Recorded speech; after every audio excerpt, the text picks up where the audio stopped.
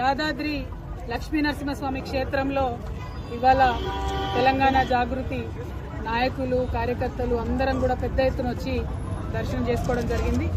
మరి ప్రత్యేకించి మొన్న తిరుమలకు వెళ్ళి ఈరోజు లక్ష్మీనరసింహస్వామి దగ్గరికి వెళ్ళి వరుసగా ఒక్కొక్క పుణ్యక్షేత్రానికి వెళ్ళి తెలంగాణ జాగృతి జనం బాట అనే కార్యక్రమం ఏదైతే ఈ నెల 25వ తారీఖున చేపడతా ఉన్నామో ఆ కార్యక్రమం మరి ఎటువంటి అవాంతరాలు లేకుండా జరగాలని ప్రజల వద్దకు మేము వెళ్ళేటటువంటి క్రమంలో ప్రజా సమస్యల్ని అర్థం చేసుకునేటటువంటి శక్తి ఆ భగవంతుడు మా జాగృతి నాయకులందరికీ కూడా ఇవ్వాలని చెప్పి ఒక విశ్వాసంతో ఒక ఆలోచనతోని మరి దైవ దర్శనాలన్నీ చేసుకుంటా ఉన్నాము.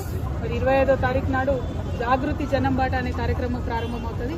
మా నిజామాబాద్ జిల్లా నుంచి మా సొంత ఊరు నుండి ప్రారంభించి 33 జిల్లాలు కూడా 4 నెలల పాటు కంటిన్యూస్గా మేము మరి పర్యటన చేస్తాం.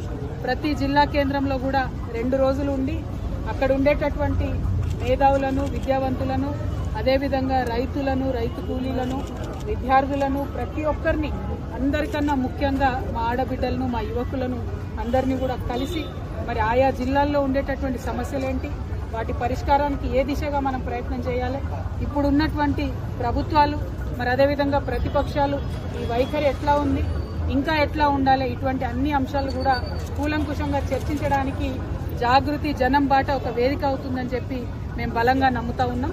మరి ఈ యొక్క కార్యక్రమంలో దైవం యొక్క ఆశీర్వాదం ఉండాలని ప్రజల యొక్క ఆశీర్వాదం ఉండాలని మనస్ఫూర్తిగా కోరుకుంటా ఉన్నాం.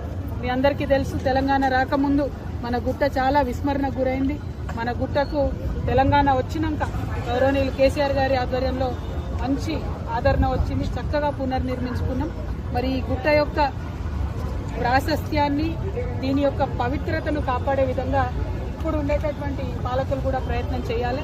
మేము అక్కడ వస్తూ ఉంటే చూసినాం రకరకాల విచిత్రమైన హోర్డింగ్లు అడ్వర్టైజ్మెంట్లు గుట్ట మీద పెడుతున్నారు. అటువంటి కాకుండా తిరుమలలో ఏ విధంగా అయితే కేవలం స్వామివారి కార్యక్రమాలు వస్తాయో స్వామివారి ఫోటోలు పెడతారు అటువంటి పెడితే భక్తులందరికీ బాగుంటుంది. ఇంకా చాలా సమస్యలు గుడి చుట్టూ ఉన్నాయి.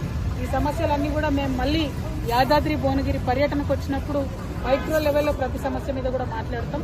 ఇవాళ రాష్ట్ర స్థాయిలో జరిగేటటువంటి పర్యటన గురించి మా ప్రెస్ మిత్రులందరి ద్వారా ప్రజలందరికీ తెలియజేస్తున్నాం. మా జాగృతి జనం బాట కార్యక్రమం విజయవంతం చేయవలసిందిగా ప్రజలు కోరుతున్నాం. జై తెలంగాణ.